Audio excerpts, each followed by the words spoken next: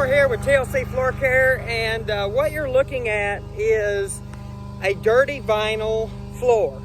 Now, if you call and ask about vinyl floor, we'll always say, don't know if we'll be able to clean it. You have to be real careful. You can't put really high heat on a vinyl floor. It's vinyl. You can't put a lot of pressure on a vinyl floor. It's a soft material. One thing you never want to use on your floors, whether it's vinyl or anything, is Pine-Sol.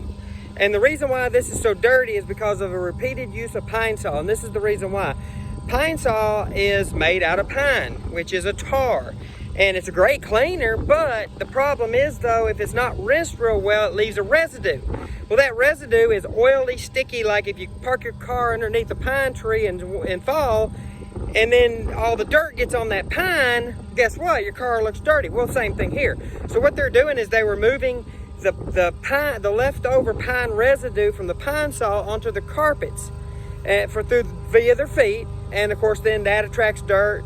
This attracts dirt. Everything attracts dirt at that point. So you want to use a very neutral pH cleaner, something that doesn't have pine, but it can still clean and sanitize, and that will keep it looking cleaner longer. So we're here. We've got the heat turned off.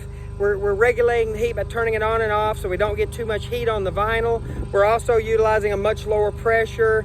I would normally spin at 1200. I'm spinning it at about 500 or 600. So I about cut my pressure in half so that we're gentle with it. Just clean it but not damage it. So that's the deal for the day. That's your tip.